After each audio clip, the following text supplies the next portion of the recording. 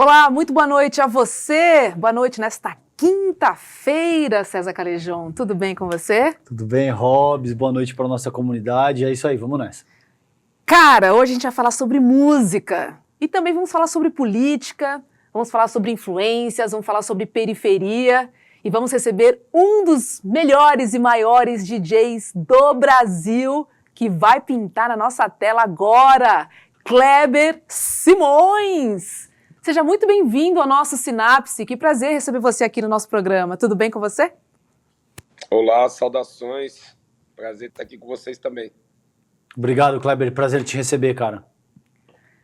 KLJ, já vou começar com uma pergunta importante que a nossa audiência vai gostar de te ouvir. O que é capitalismo para você e quando você acha que ele começou aqui no Brasil, hein? Olha, o capitalismo é um sistema econômico criado pela Europa, vamos dizer assim, e que trouxe toda essa tecnologia, essa movimentação financeira, trouxe bastante emprego, mas foi corrompido, né? Corrompido pelo próprio homem, se tornou um sistema de exploração também, né? De exploração, quase escravidão. No Brasil, começou ali. Eu penso que começou na própria formação do Brasil, né? A própria formação do Brasil teve mão de obra escrava, sem remuneração. Entendeu? Tem esses dois lados, o lado bom e ruim. O que estragou foi o homem. Você acha que é um sistema mal utilizado, é isso? Com certeza. Sistema mal utilizado e que explora, né? Explora as pessoas através como que eu vou dizer, da sobrevivência, vamos dizer assim, né? Uhum. Kleber, vamos falar um pouquinho das tuas origens, cara. Eu assisti e recomendo para as pessoas, tem um documentário dos Racionais na Maravilhoso, Netflix. da Juliana Vicente. Eu assisti, gostei muito. Conta um pouco, cara, para nossa audiência, como é que você começou no rap, aonde você nasceu e tal. Eu sei que é difícil fazer isso de uma forma breve, mas dá um panorama geral da onde você veio, como é que você começou a se envolver com o rap e como é que começou a tua história nesse sentido, por favor. Tudo começou através da própria música. Eu descobri a música funk norte-americana dos anos 70 e 80 através do rádio. E aí, através do rádio, eu descobri o estilo, comecei a ir nas festas, nos bailes, e acompanhei a transição, né, que teve. A transição que teve da música funk, da música disco pro rap, que foi ali, anos 70 e 80, mais ali, começo dos anos 80, né? E aí eu me identifiquei através dos vídeos, das revistas e da própria música. E que a cultura veio para o Brasil também. E foi aí onde eu comecei a frequentar a Estação São Bento do metrô. De lá também surgiram vários nomes, como Taíde DJ1, MC Jack, entendeu? E as gangues de break dance, de dança, né? O pessoal que fez grafite. E lá também eu conheci o Brau. E basicamente foi isso.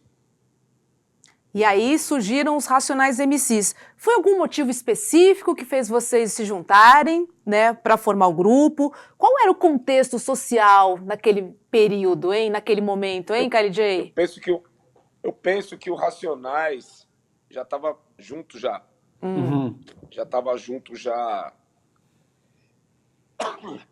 Perdão, já estava junto há 500 anos atrás já. Se encontrou de novo. Houve uma identificação imediata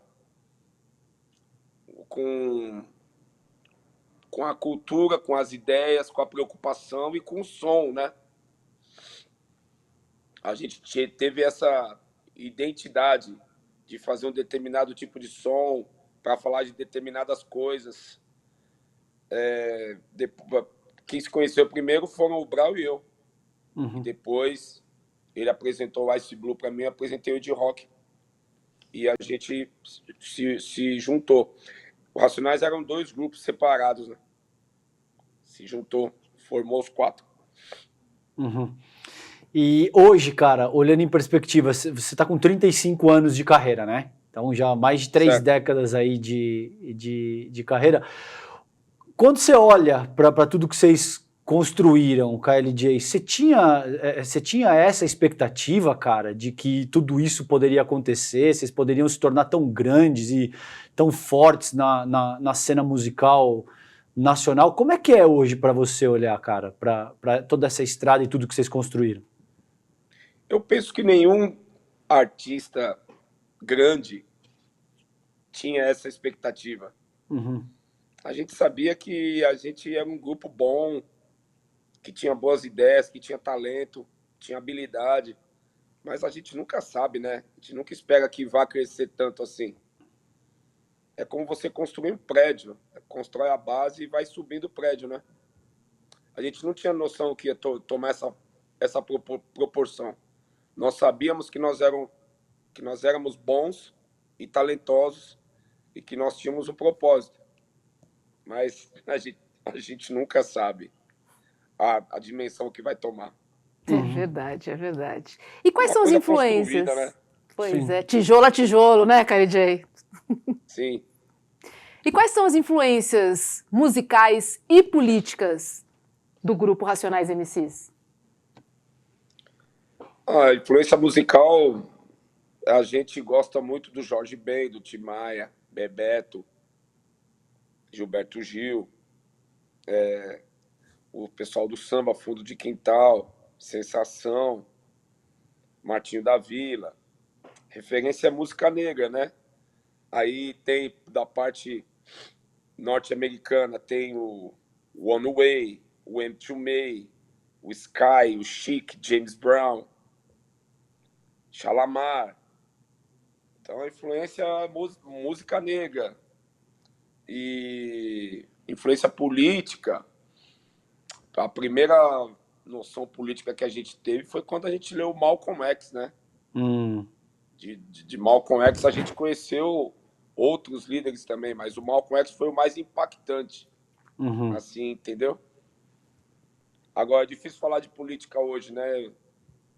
Falando agora pessoalmente, não falando pelo Racionais. Uhum. Eu Conta aí tenho pra outro olhar gente. hoje. Uhum. Não estou muito ligado, não estou ligado nesse lance de direita, esquerda, entendeu? O que é que você tá de olho no que hoje em dia? O que eu penso hoje é na autonomia, Uhum. não depender do Estado para nada. Embora o Estado tenha o dever e obrigação de gerenciar o país, né? Todos. Porém, isso não acontece com a maioria da população, que são os pretos, né? É só você olhar ao redor, é só você ver a condição. Agora, ano passado, eu tive que votar no Lula, né? Porque a situação estava muito extrema. Uhum. Ia ficar muito extremo se o antigo presidente ganhasse novamente. Você acha que rola uma Eu votei mais por uma desilusão? questão econômica mesmo, né? Econômica e de renda, que melhorou. Mas política mesmo, se você me perguntar qual lado eu escolho, não escolho nenhum lado. Estou escolhendo hoje em dia o meu lado, entendeu? Tá desiludido? E você acha que isso é um pouco do reflexo A da gente, exclusão social, KLJ? Hein? Da periferia, principalmente? se você, por exemplo, vê a alta cúpula dos dois partidos que estão, vamos dizer assim, em evidência. Se você for ver a alta cúpula desses partidos, não tem preto, por exemplo, entendeu? Ali você já consegue entender um monte de coisa. Se você tem um olhar mais apurado, você já consegue entender. Então, o Brasil foi montado assim, né? não dá para se iludir muito. Eu penso hoje em dia mais na autonomia mesmo. Uhum. E quem eu puder fortalecer aqui comigo e dar o exemplo. O Kleber, Entendeu? e como é que você sente essa...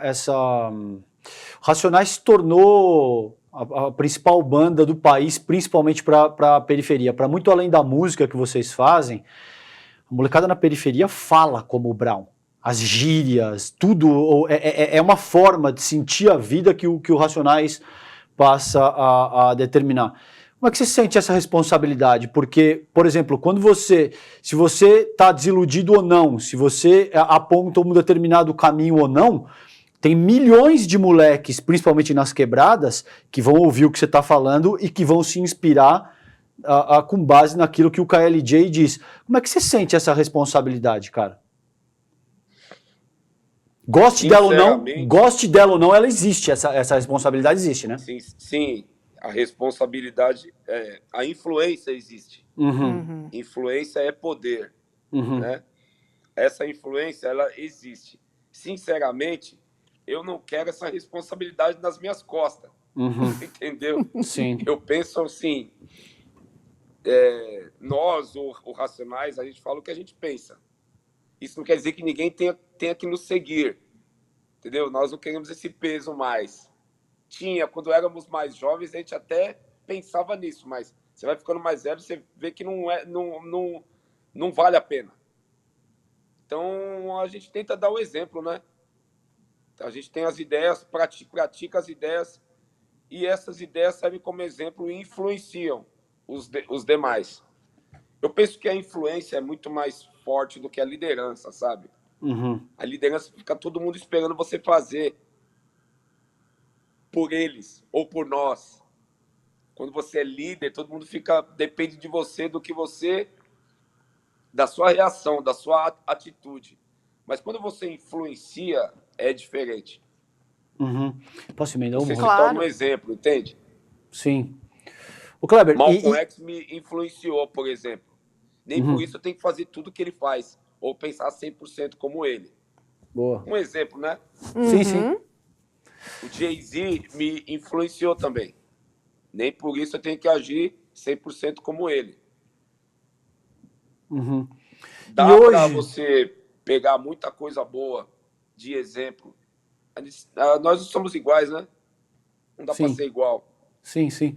Eu tava conversando com a Hobbs outro dia, e eu te falei do Tupac, por exemplo, né? Que o Tupac tinha uma frase que ele disse que ele chegou num ponto de fama e de assédio que ele queria morrer, porque ele não aguentava ser tão assediado e não poder...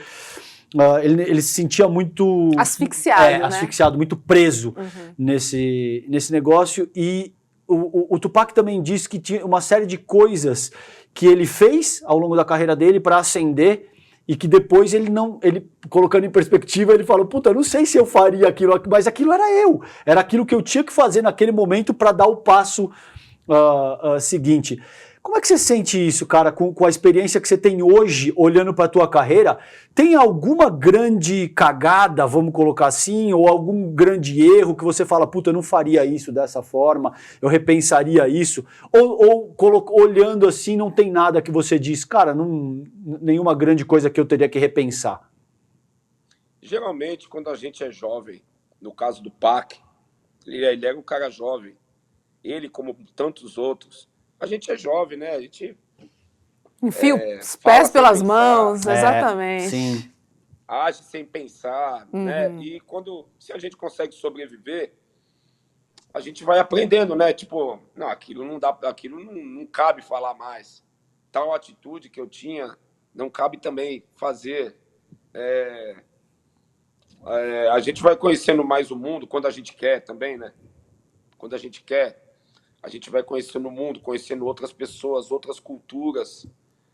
A gente vai ficando mais adulto e a perspectiva muda, certo? Se você perguntar para o Brau, hoje com 54, se ele faria ou falaria coisas que ele fez há 20 anos atrás, ele falaria com certeza não. Eu também não. Algumas coisas se mantêm, outras não. Então a gente vai ficando mais velho, a gente vai ficando mais, vamos dizer assim, responsável, né? Responsável com o que fala, com o que faz. A gente tem que dar um desconto quando se é jovem. Nós aqui que estamos no programa, nós já fomos jovens. A gente já fez besteira, né? Besteiras que a gente não faz mais, ou não falaria mais. A idade vai simplificando a gente, né? A gente vai ficando mais simples e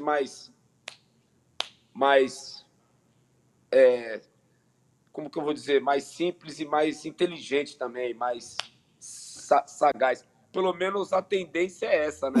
Como o vinho vai ficando mais velho, vai ficando melhor. Boa. Boa, boa. A gente vê uma parte de gente aí que tem 60 anos, mas ainda é uma criança ainda. É um jovem ainda, é um adolescente. Lamentável, né? Verdade. E, Kali J, durante muito tempo os Racionais não davam entrevista, né, para a grande mídia. Queria entender se isso mudou e o que representava esse tipo de atitude. Seria algo de ir contra o sistema, não dar voz numa janela, né, que usa e abusa do oprimido? O que estava por trás disso, hein? E se isso mudou?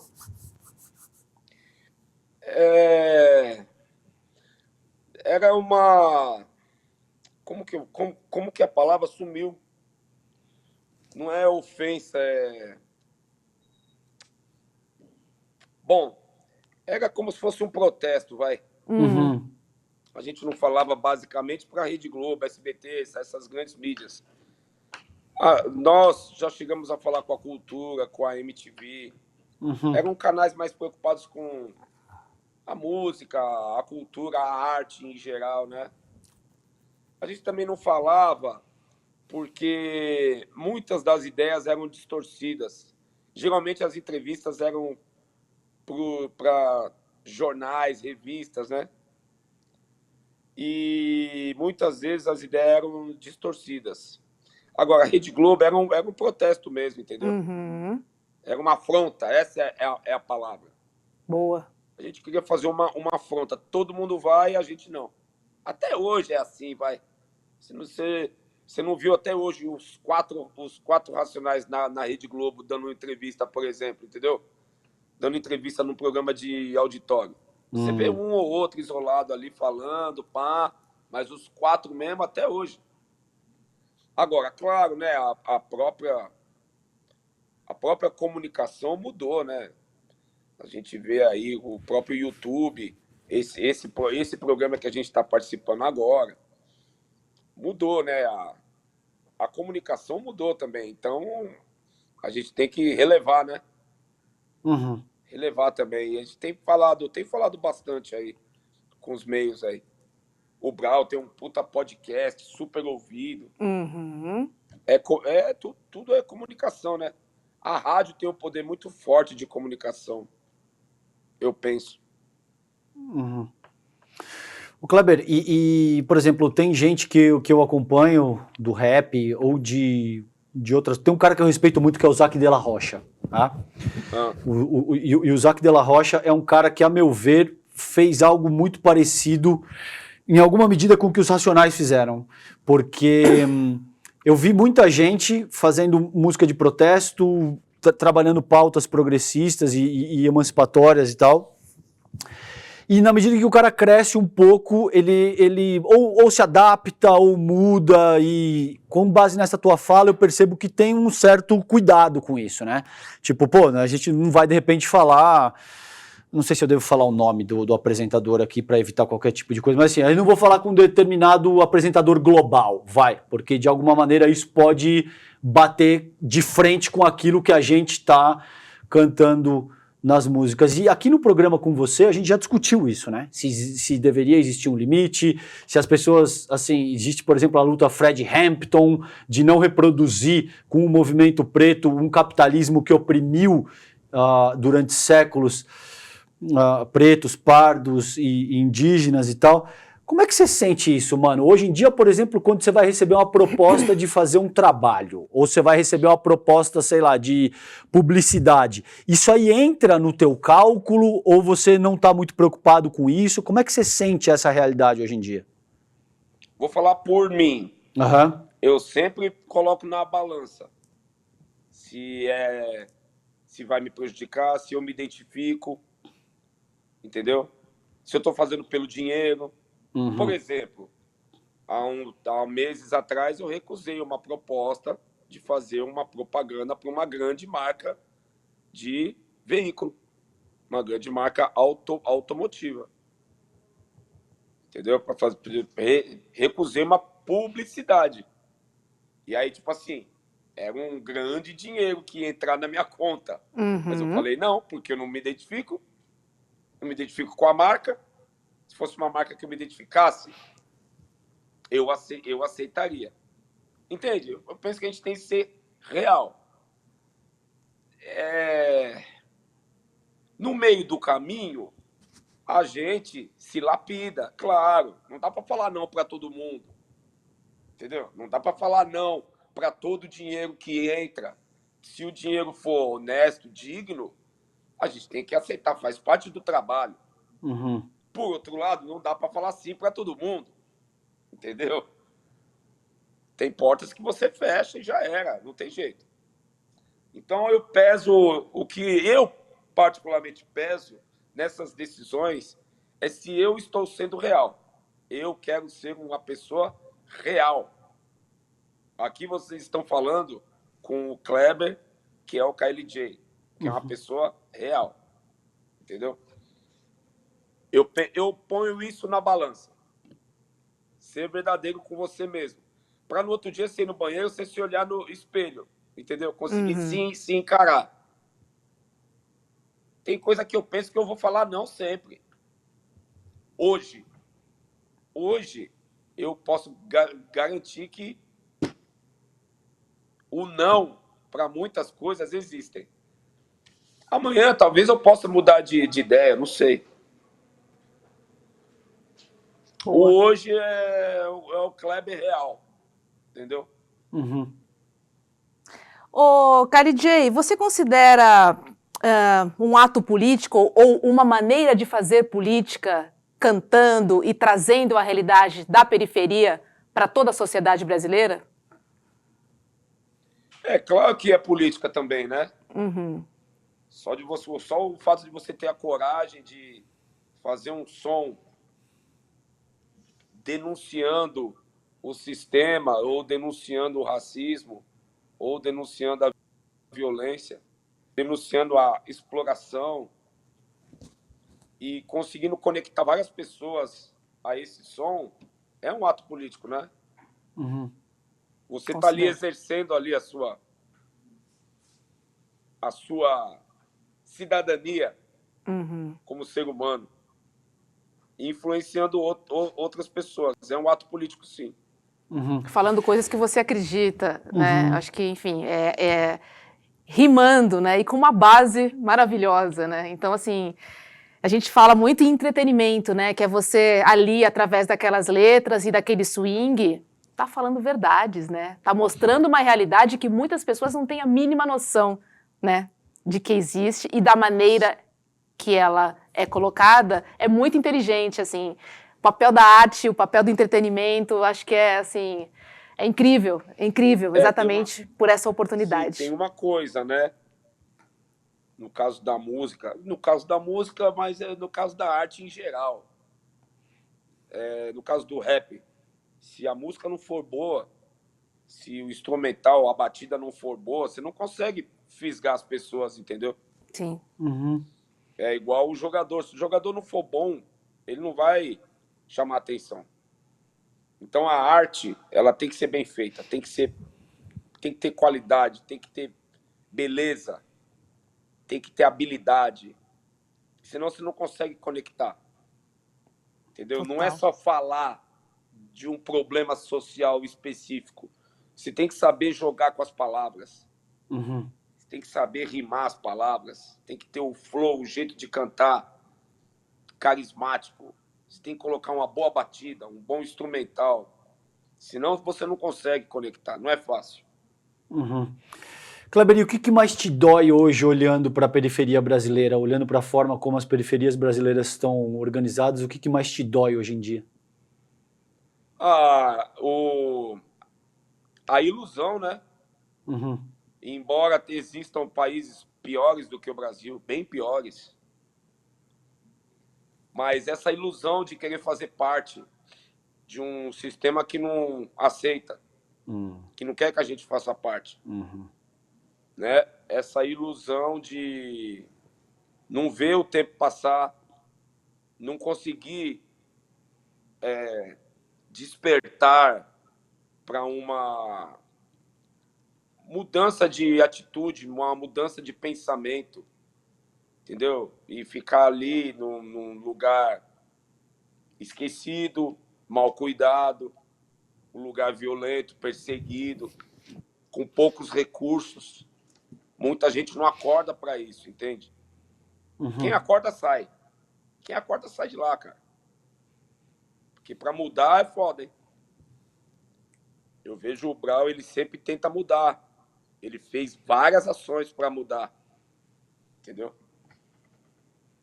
Você acha Mas que... você não ter esse olhar, você não conseguir despertar é o que mais me dói. Você continuar sendo iludido ali, enganado. Por exemplo, aquele termo, né, que muita gente fala, favela venceu. Venceu o quê? Algumas pessoas que saíram de lá conseguiram o sucesso. Mas o lugar, a instituição, tá lá. Sem saneamento básico, violento, pobre, miserável. Entendeu? As pessoas continuam lá, vivendo de qualquer jeito. E o que é preciso Isso fazer é para triste. virar isso, KLJ? Como é que a gente contorna essa situação? O que a gente pode fazer de maneira coletiva para virar esse jogo, hein? Então, votar a gente está vendo que não resolve. Uhum. Porque se o país tivesse bons salários, se o país investisse em educação, em cultura, em saúde e muito mais emprego, esses lugares mudariam com certeza. Mas existe uma, vamos dizer assim, uma inteligência do mal que quer manter esse quadro, entendeu? Não quer construir, não quer que o Brasil seja uma grande nação. Quer que o Brasil seja o Brasil, esse Brasil que a gente conhece aí. O que a gente faz? Faz a sua parte. A gente está fazendo a nossa parte. A gente está debatendo sobre isso aqui no programa. Isso. Alguém que está ouvindo vai pensar, é mesmo. É verdade. Então a gente tem que fazer a nossa parte para tentar mudar. Uns ajudam os outros a comprar uma casa, a pagar um curso, a montar uma empresa. Outros ajudam comunicando, conversando, igual vocês estão fazendo. A gente não pode se calar, né? Eu penso que o que está errado tem que ser notado, tem que ser contestado, entende?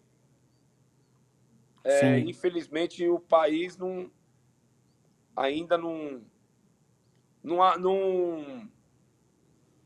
quer ter essa revolução. O Brasil é um país muito grande, muito rico, muitos recursos, né?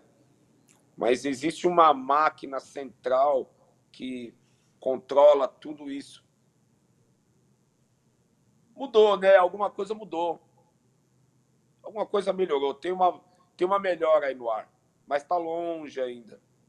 Está longe. Lúcida. Agora, tem lugares piores, hein?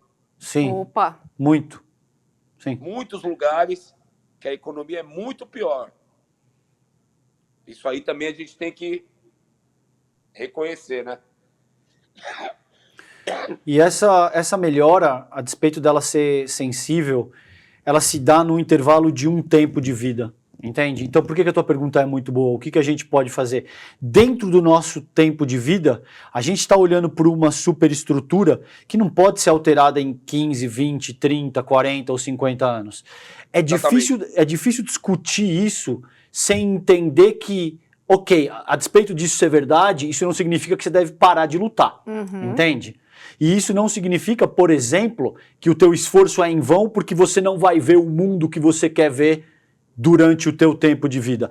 Quando você, por exemplo, conversa, principalmente com a molecada das comunidades mais empobrecidas do país, você sente o impacto que os Racionais deixaram. A molecada fala que nem os Racionais, você entende? E aí, chapa, firme, não sei o quê. Não é só a música, é todo um jeito de sentir a tua realidade que não existia antes dos Racionais, do Kleber, do Brown, do Ed Rock, do Ice Blue, não existia. E essa força, a despeito de poder gerar alguma frustração, porque, puta, a gente não conseguiu transformar o mundo exatamente no que a gente queria no nosso tempo de vida. Mas é um passo importante. Lembra que a gente estava conversando da Afeni Shakur?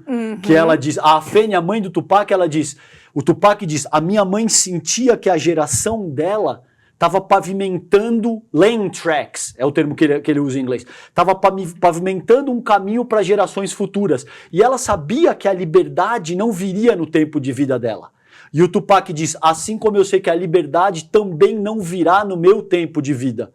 A liberdade de forma mais ampla, a despeito dele ter se tornado um milionário e tal, e acaba de forma trágica como acabou. Mas ele sentia que ele estava trabalhando, ele estava pavimentando um caminho para as gerações futuras. E tem uma beleza nessa luta, né, Kleber? De saber que, de muitas maneiras, a gente ainda vive no meio de um caos econômico, racial, que mata preto, pobre. Isso não mudou nesses teus 35 anos de carreira, mas a tua luta e a luta dos Racionais foi fundamental para que a gente perceba essa mudança que está em curso hoje em dia, né? Sim. Tem um lance de você ser referência. Quando você tem uma referência, você tem um espelho, né, um exemplo a seguir. Muita coisa foi feita, o Racionais mudou a vida de muita gente. Eu encontro as pessoas na rua, até hoje as pessoas falam, porra, vocês mudaram minha vida, era para eu estar morto já. Né? Eu tenho um emprego, me formei, tenho um comércio.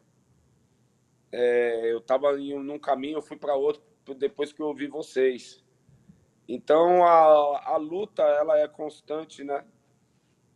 Com certeza. Eu também não vou ver a minha geração bem, mas tá no ar, né? Sim. Esse lance panafricanista, afrofuturista, ele está sendo muito assimilado pelos jovens negros do Brasil inteiro. Essa é uma realidade, não tem como voltar atrás. Com certeza, daqui 30 anos vai ter uma outra melhora. Mas nesse caso nosso, dos pretos, não dá para esperar nada do país. Tem que ser uma coisa autônoma, entendeu? Tem que ser uma coisa coletiva, autônoma, sem depender. Isso já está sendo feito. Ô Kleber, você não tem expectativa de ver um presidente preto liderando o país? Não é isso que eu espero. Eu não espero ver um presidente preto. Já teve, já. Sim, mas faz 115 anos, o Nilo Peçanha. Como é que ele chama? Nilo Peçanha. Hã? Nilo Peçanha. Nilo Peçanha. Ele foi o primeiro presidente negro, né? Sim. Agora, o que eu quero ver é os pretos de igual com os brancos, entendeu? Uhum. Eu não Ascensão digo social, você está dizendo, né? Digo como cidadão mesmo. Entendi. Mas você não acha Como que isso é um cidadão passo? também, né? E economicamente bem também. Mas você não acha que ter, por exemplo, uma pessoa como o Silvio... O lance foi construído... A estrutura que a gente vê hoje no país, ela foi construída para os brancos se dar bem, né? Foi construída para os pretos se dar bem, entendeu? Sim. Mas você não acha que isso é um ponto fundamental desse processo? Por exemplo, ter uma figura como o Silvio Almeida, o que hoje é ministro, por exemplo. Ter um presidente como o Silvio Almeida, você não acha que isso seria uma etapa fundamental dessa transformação que você almeja? Eu penso que é um começo. Uhum. É um começo. Se outro presidente entrar, ele não vai continuar lá. Ele vai sair de lá. Eu quero ver os pretos sendo presidentes das grandes empresas. Não só presidentes, mas comandando vários funcionários pretos também. Entende? Entendo o que você está falando. Quero ver os pretos em todos os lugares. Entendo. Não nos guetos, como é onde a maioria de nós vive. Uhum. Os que saem do gueto e vêm para o sistema, como é que fala o nome?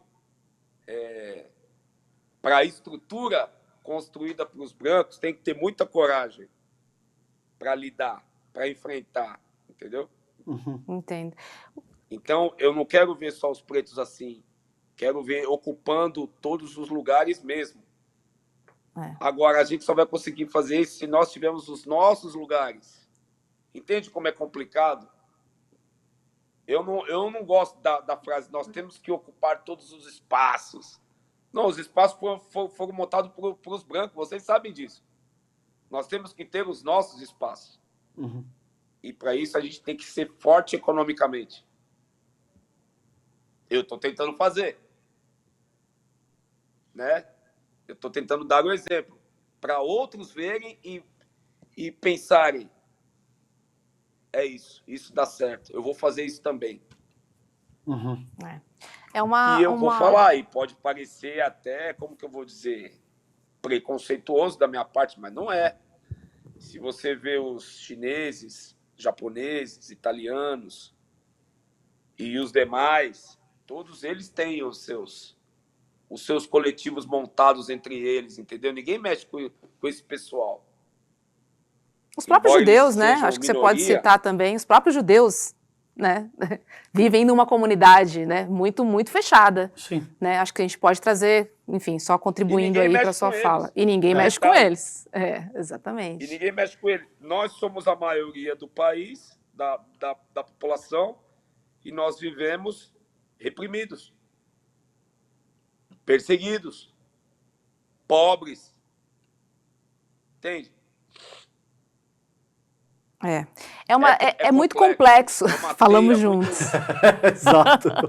É complexo demais, porque é uma estrutura, né, que foi pensada de uma forma, e daí você precisa entender, poxa, será que eu me integro a essa forma, ou eu tenho que criar uma outra? Né? É muito difícil essa saída. Ter um presidente preto iria até a página 2... Não sei, penso eu. O presidente não governa sozinho. É uma estrutura que ele tem que obedecer. Ele se incorpora a uma estrutura. Será que ele seria capaz? Eu acho que é muito o que a gente está discutindo sobre ter uma ministra preta no STF, né? Uma campanha. Poxa, uma ministra preta no STF vai mudar essa estrutura? Mas com certeza que não. Você vem batalhando tanto mas por por isso, que então? é importante ela estar lá? Porque ela estar lá, ela vai levantar temas e ela vai levantar pautas e ela vai trazer uma visão que as pessoas ali e uma vivência que as pessoas ali não têm. Por que esse raciocínio não se aplica para a chefia do executivo? Né? Porque eu acho que o executivo, eu acho que aplica para o executivo, mas eu acho que isoladamente não. Tá. Eu acho que isoladamente... Ela pode levantar essas pautas ou não, né? Ou não. Mas a gente está lutando... Ela pode se sentir acuada. Acuada e não falar nada, e só cumprir ordens. Entende? O cargo em muitas... No nosso caso, o cargo muitas vezes não é relevante, entendeu? Você está ali só para cumprir uma tabela. Obedece o que a gente está fazendo aí, já era. Eu penso assim.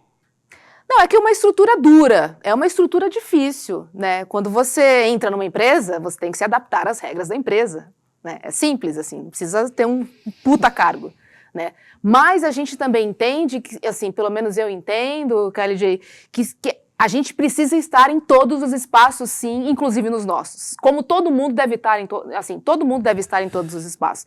Eu sou uma pessoa que acredito muito na pluralidade. E eu acho que eu, você, o César, né, nós somos muito melhores porque a minha vivência é diferente da sua, que é diferente do César. E eu acho que quando a gente conversa aqui, a gente se torna mais ricos, sabe? Então, Exato. eu acredito muito, muito, muito nessa estrutura. Mas eu também entendo o que você está dizendo no sentido de que, cara, essa estrutura não foi feita para mim. E aí eu vou entrar lá, eu vou conseguir fazer o que eu acho que devo fazer, ou eu preciso me adaptar a essa estrutura para eu sobreviver neste local. São as duas coisas. Sabe? Não é um jogo de soma zero, uma coisa... Veja, deixa eu colocar um negócio para vocês dois, Hobbs e Kleber. Existe uma relação dialética entre isso. Quando você diz, por exemplo, você entra numa empresa e você precisa se adaptar às regras do jogo, isso é verdade. Mas também é verdade que ao entrar nessa empresa, você altera a composição maior dessa própria empresa, você entende? Deixa eu colocar um exemplo, olha só. Até para seres unicelulares, Hobbs, se você pegar uma gota d'água, tá? E colocar um tequinho de açúcar e colocar uma bactéria, sabe o que essa bactéria faz? Ela nada em direção à parte adocicada da gota. E ao fazer isso, ela altera toda a própria estrutura da gota e altera a sua própria estrutura. Você entende a relação complexa e dialética que eu estou propondo? Então, assim, quando você cai dentro de uma empresa, é verdade que aquela empresa, ou de uma sociedade, para todos os efeitos, é verdade que essas estruturas tendem a te alterar. Mas também é verdade que você altera essas estruturas. Até certo ponto, né? Porque você pode ser demitido. Então, sim, mas o problema aqui é que até certo ponto a gente pode ficar frustrado porque a gente não vai ver no nosso tempo de vida o nível de mudança que a gente gostaria. E isso te leva a uma abordagem niilista, de que nada importa, de que o barato é louco e deu ruim. E isso pode servir para te desmobilizar na luta. Entende o que eu estou te dizendo? Eu entendo, mas não me desmobiliza. Ok. Muito pelo contrário, ok. porque eu tenho a plena noção de que não sou eu, não são os meus filhos e nem são os meus netos. Eu acho que isso me dá um alívio, porque senão fica muito pesado pra gente. Então, sabe? E aí, Kleber, exatamente, ótimo ponto. Por isso que, por exemplo, aí eu gostaria de ouvir mais do que você está trampando hoje, para onde você está levando a tua produção, mas depois de álbuns, por exemplo, vem Sobrevivendo no Inferno, vem um monte de coisa que o Racionais produz, que é altamente contesta, briga e tal, e depois chega um ponto em que eu senti na carreira do Brown, principalmente, que ele diz o seguinte, cara, eu vou pro Bugnipe, é outra parada, eu tô cansado, eu quero viver outras coisas e tal. Como é que você sente hoje isso, cara? Essa importância também de não ficar contestando o tempo todo, porque você precisa viver, né? Você precisa produzir coisas que não sejam única e exclusivamente de protesto, de briga e de luta. Ou não? Como é que você sente isso aí? Eu danço na pistinha do KLJ. Eu continuo contestando, mas também eu quero descansar, quero viajar, quero ir no restaurante, quero ir no cinema. Eu quero ter a minha vida também. Mas eu continuo contestando. Não é que você para de contestar, você distribui mais as funções. Tá ligado? Tipo, o momento que você Quando você é jovem, você quer pôr fogo, né? Não, exatamente, não cansa. Tipo o momento que você tá botando um som, né, num festival, você, KLJ, botando um som, galera se divertindo, galera dançando. Talvez esse seja um momento de relax pra você ou não? Não, o momento de relax é quando eu tô em casa ouvindo um jazz. Aê! Relax é pra quem tá dançando só, já entendi. O relax é quando eu tô no baile, que o outro DJ tocando. Pode crer. Ô Kleber, o que você ouve de blues? O que você ouve de jazz? O que você gosta, mano? Olha, incontestavelmente o Coltrane, pra mim, é o alto nível, né?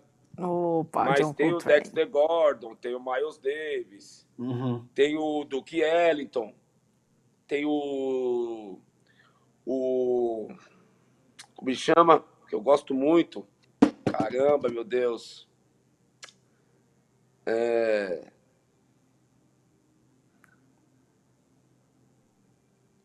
muito fugiu som, o nome. né?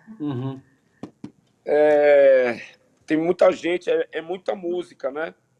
Mas o que eu mais ouço, assim, é o Coltrane. Tem um cara também que chama Ahmed Jamal. Ahmed Jamal. Muito bom também. Tenho ouvido muito também. E o blues, eu tô conhecendo os caras, que é muita gente.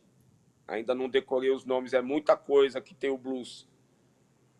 Não é só B.B. King, né? Blues é Boa. foda, mano. Porra, blues, eu vou te falar, viu? Depois dos tambores da África, tudo veio do blues. Todas as outras músicas, todos os outros ritmos veio do blues. Bacana. Eu sou fã de jazz, mas eu confesso que eu não ouço muito blues, assim, em casa. Eu gosto muito de música brasileira. Na verdade, você bota uma pistinha com Tim Maia, Jorge Ben, e eu já tô Cassiano, eu já tô pulando feliz da vida, assim. Esses aí nem precisa falar, né? Eu sou muito dessa. Deixa eu fazer uma pergunta, curiosidade. Quando você vai tocar num lugar, assim, você faz o set na hora, você tem uma preparação, para cada lugar você toca um tipo de som. Como é que você faz aí essa produção aí dentro de casa? Depende. Se for um lugar, um festival com 10 mil pessoas, eu já monto um set meio pronto. Porque eu monto um set que eu consigo agradar todos ali de um jeito ensaiado. Se for numa balada, eu prefiro usar do improviso. Usar do improviso, fazer algumas viradas que deram certo, mostrar ali na hora.